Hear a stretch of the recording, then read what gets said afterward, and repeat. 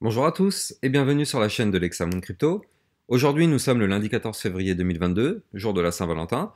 Il est 12h06 à l'heure à laquelle je fais cette vidéo. Et le but de cette vidéo, ça va être de vous trouver des crypto-pépites, c'est-à-dire des cryptos qui peuvent exploser dans la journée ou voire potentiellement demain. Je rappelle à tout le monde que ce matin, j'ai déjà fait une vidéo concernant le Bitcoin. C'était une analyse détaillée. Donc, bien évidemment, avant de regarder des crypto-pépites, il faut d'abord regarder le Bitcoin, qu'est-ce qu'il nous fait. Donc, je vous invite à aller regarder la vidéo que j'ai postée ce matin à 8h. Ça vous permettra de savoir un petit peu les zones à suivre. Parce que je le rappelle, c'est le Bitcoin qui entraîne à la hausse comme à la baisse tout le reste du marché. Donc si le Bitcoin crash, tout va crasher. Par contre, si le Bitcoin se porte bien, effectivement, tout devrait bien se porter.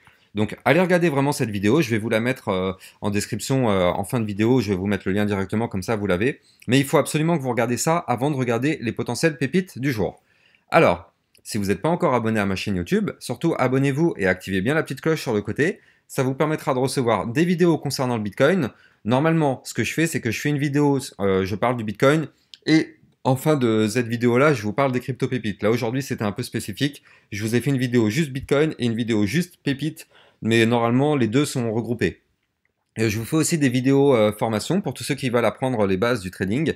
Et je vous fais aussi des vidéos concernant vos cryptos, celles que vous pouvez me demander. Donc n'hésitez pas à vous abonner, ça vous permettra de recevoir tout ce type de contenu. Allez, on est parti dans l'analyse.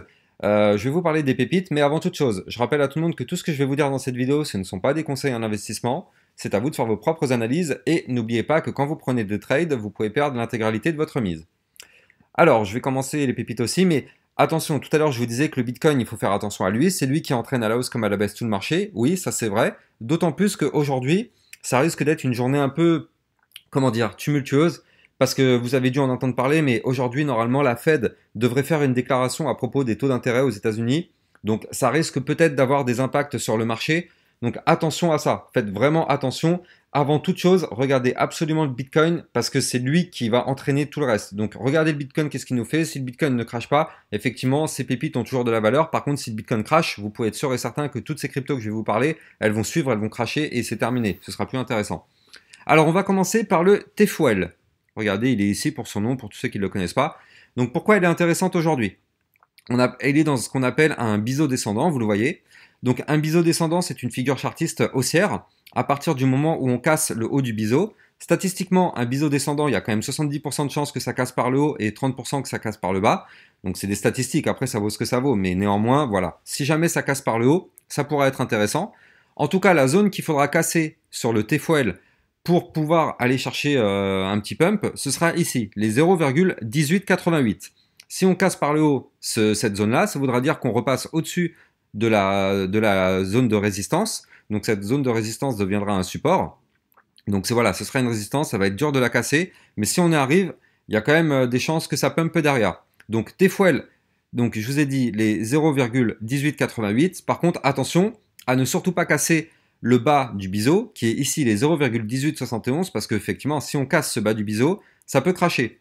Alors regardez, il y a encore un petit peu de place dans ce biseau. C'est pas dit que ça se passe tout de suite, mais regardez, il y a encore tout ça comme place. Donc il peut prendre encore un petit bout de temps avant d'y arriver. Mais voilà, en tout cas, vous avez les niveaux à suivre. Donc le TFOL, on a vu les niveaux à suivre. On a le poly. Le poly, bon, il est mitigé, on va dire. Actuellement, il est dans ce qu'on appelle un canal descendant. Un canal descendant, vous le voyez, c'est un canal dans lequel on fait des points hauts de moins en moins hauts, des points bas de plus en plus bas. Et tant qu'on est dans ce canal, on est baissier. Je vous ai fait une vidéo détaillée, formation pour tous ceux qui veulent apprendre tout ce qui se passe quand on est dans un canal descendant ou ascendant. Là, c'est un canal descendant. Donc, le but, c'est de casser ce canal descendant par le haut. Il faut savoir que quand on est en dessous du milieu du canal, le milieu d'un canal, ça c'est une zone de résistance. Quand on est au-dessus, c'est une zone de support. Là, pour l'instant, on est en dessous du milieu du canal. Donc la zone à péter aujourd'hui sur le poly en échelle de temps 4 heures, c'est les 0,4188. Si on casse par le haut, signal d'achat. En toute logique, on devrait aller rechercher le haut du canal qui est ici au 0,4379. Et si on pète par le haut ce haut du canal, alors là, effectivement, ça pourrait être un signal d'achat pour pump. Mais attention, si on n'arrive pas à repasser au-dessus du milieu du canal, comme je vous le disais, c'est une zone de résistance. Pour l'instant, on est en dessous. Donc si on n'y arrive pas, attention, on peut très bien cracher pour aller rechercher le bas du canal au 0,3984. Donc attention à ce scénario-là. On a le Badger. Le Badger, qu'est-ce qu'il nous fait? Alors, je ne sais plus pourquoi je vous en ai parlé du Badger. Est-ce que c'était en échelle de temps heure? Je sais plus, je sais plus. À la rigueur, je vais revenir dessus un peu plus tard en fin de vidéo. Ah non, je crois que c'était en vue 4 heures. Effectivement, je m'en rappelle. Le Badger, il était intéressant, mais pas forcément pour tout de suite. Vous le voyez, le trait bleu, c'est une ligne de tendance baissière. En fait, tant qu'on est sous cette ligne de tendance baissière, bah, vous l'avez compris, on est baissier, vous le voyez. On fait un premier rebond, on essaye, on n'arrive pas à repasser au-dessus. Un deuxième rebond, on n'arrive pas à repasser au-dessus. Et ainsi de suite. Et là, qu'est-ce qu'on voit? On voit que bah, on est potentiellement plutôt proche d'aller rechercher ce niveau de la ligne de tendance baissière. Et si on casse par le haut une ligne de tendance baissière, c'est un signal d'achat en général. Donc là, la zone à suivre pour en vue 4 heures, c'est ici, les 10,94. Si on arrive à clôturer en vue 4 heures au-dessus, bon bah signal d'achat. D'autant plus que si on fait ça, potentiellement, ça pourrait nous former ce qu'on appelle un double bottom, vous le voyez. Si on arrive à faire quelque chose comme ça, ce serait quelque chose de positif. Double bottom, je le rappelle, figure chartiste de retournement haussière. À partir du moment où on casse la ligne de coup de la figure, la ligne de coup, elle sera ici, les 11,25. Donc, pour l'instant, déjà, si on arrive à casser la ligne de tendance, ce serait bien. Et si on arrive à aller continuer de monter pour aller casser la ligne de coup, là, ce serait encore mieux parce que ce serait vraiment bullish. Mais pour l'instant, on n'est pas encore proche de la ligne de tendance. Vous le voyez, il reste encore un peu de marge. Donc voilà, je vous ai donné les niveaux à suivre. Je vous le redis, le niveau à casser, c'est les 10,97 sur le Badger. Si on casse par le haut, signal d'achat. Attention, c'est une ligne de tendance baissière, c'est une résistance. Si on n'arrive pas à la casser, on peut très bien rebondir dessus et pouf, on crash. Donc ne prenez pas de position en anticipé, attendez bien qu'on casse la ligne de tendance, parce que si vous prenez une position maintenant, là tout de suite, on peut très bien faire ça, un mini pump, on va chercher la ligne, on n'arrive pas à repasser au-dessus, on crash. Et là vous allez perdre de l'argent, donc c'est pas intéressant. Attendez bien des clôtures, enfin qu'on casse la ligne. On a le Troy. Le Troy, il est intéressant aussi, pourquoi? Parce qu'on est dans ce qu'on appelle un range, donc une latéralisation du cours. Vous le voyez, le rectangle rose, on n'est ni haussier, on n'est ni baissier, on est juste latéral en fait, vous le voyez comme ceci. Maintenant, quand on est dans un range, la plupart du temps quand on casse un range par le haut, signal d'achat, d'ailleurs vous la voyez, hein, là on a une super mèche qui a fait une tentative de cassure ici, juste sur la mèche on a pris quand même déjà du 10%. Donc mine de rien, 10% sur une cassure c'est déjà pas mal quoi. Donc la zone à suivre, le haut du range qu'il faut casser absolument, c'est les 0,007280. Si on casse par le haut, signal d'achat. Maintenant, attention, si on n'arrive pas à casser par le haut, on peut très bien aller chercher le haut du range, qui est une zone de résistance majeure. Si on n'arrive pas à la casser, on va rechercher le bas du range, qui est une zone de support, les 0,006914. Voilà pour le Troy. On a le TRX. Le TRX, c'est pareil, c'est la même configuration. On est aussi sur du range. Donc vous le voyez ici, le haut du range qu'il faut casser par le haut, c'est les 0,06477. Si on casse par le haut, signal d'achat. Si malheureusement on n'arrive pas à casser le haut du range, qui est une résistance, on ira chercher le bas du range ici au 0,06319. Voilà pour le TRX. On a le Atom. Atom USDT, pourquoi je vous en parle? Ouais, il est intéressant. C'est un biseau, il nous forme aussi un biseau descendant. Donc comme je vous le disais tout à l'heure, un biseau descendant, c'est une figure chartiste haussière. À partir du moment, enfin, comment dire, on a 70% de chances que ça casse par le haut. Donc on espère que c'est ce qui va se passer. Attendez, je vais le redessiner un petit peu. J'ai l'impression qu'il n'est pas hyper bien dessiné. Voilà. Donc il faut qu'on arrive à casser par le haut du biseau. Mince, j'arrive pas à placer ma ligne. Voilà. Le haut du biseau qui est ici. La ligne des... Merde, qu'est-ce qu'il me fait?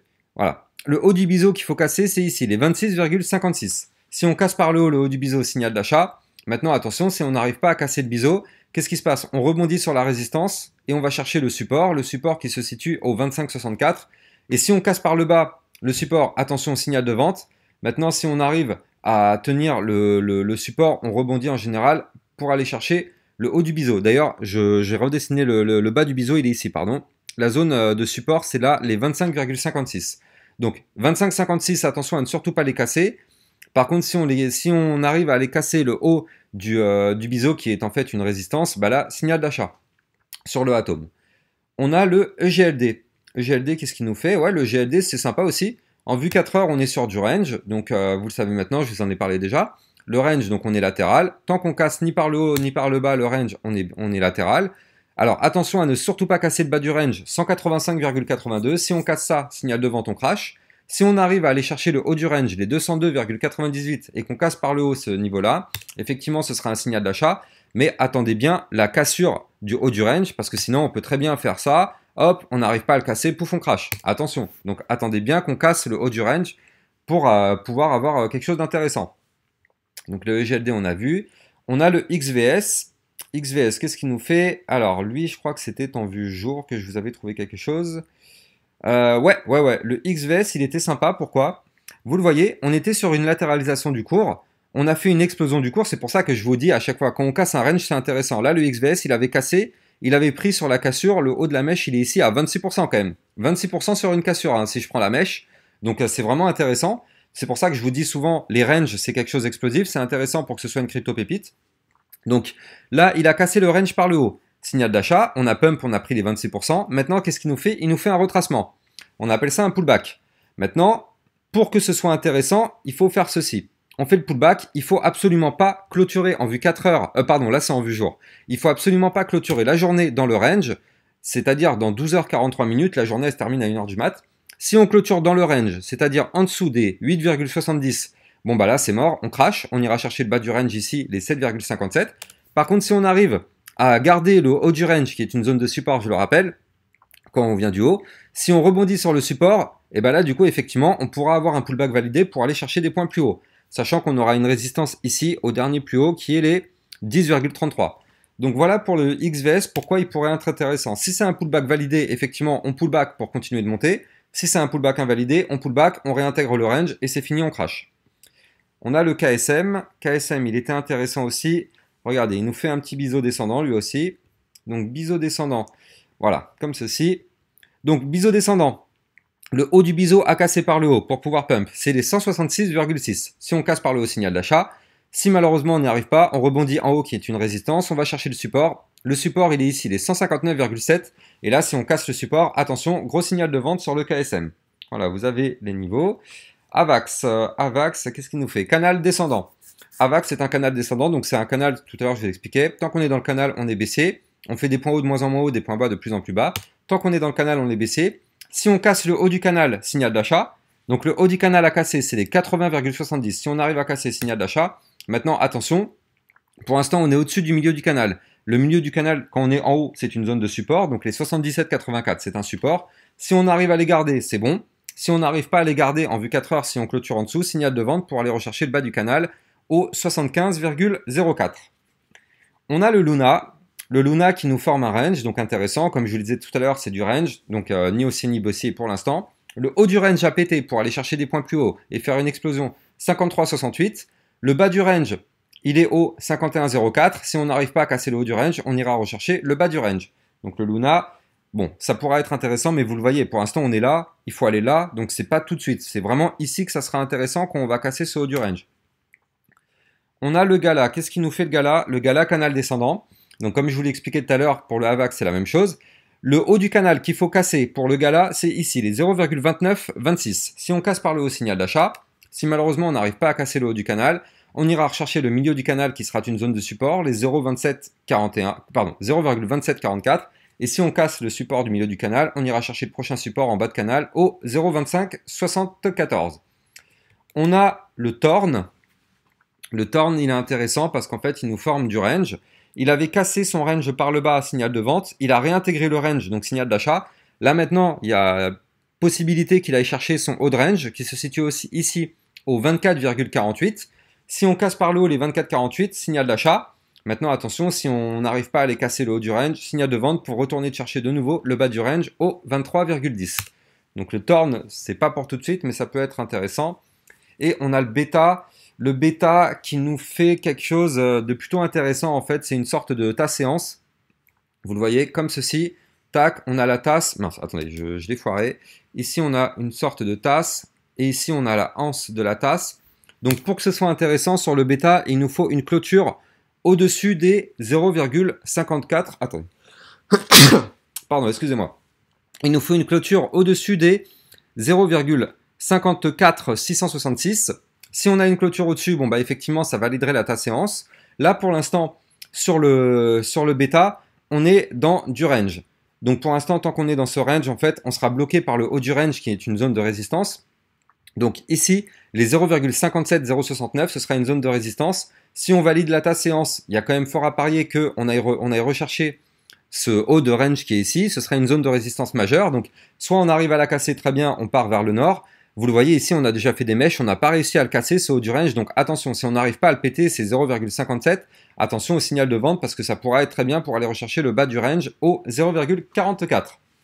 Voilà, je pense qu'on a fait le tour. Encore une fois, je rappelle à tout le monde que tout ce que je vous dis, c'est pas des conseils en investissement, c'est à vous de faire vos propres analyses. Et n'oubliez pas que quand vous prenez des trades, vous pouvez perdre l'intégralité de votre mise. J'ai un Twitter sur lequel je diffuse des alertes en temps réel, un Discord sur lequel vous pouvez venir échanger avec la communauté et poser vos questions. Donc n'hésitez pas à aller regarder ça. Le lien du Twitter et du Discord, vous les avez en lien dans la description de ma vidéo. Et comme je vous le disais, n'hésitez pas à aller regarder ma vidéo du Bitcoin de ce matin parce qu'elle est très importante. C'est elle qui va dire tout le ton du marché. Si le Bitcoin crash, je le rappelle, tout va cracher. Et faites attention aussi aux annonces de la Fed parce qu'elles pourront entraîner aussi le marché vers le bas. Voilà, je pense que tout a été dit. Donc je vous souhaite à tous une bonne journée et je vous dis à bientôt pour une prochaine vidéo analyse. Ciao ciao!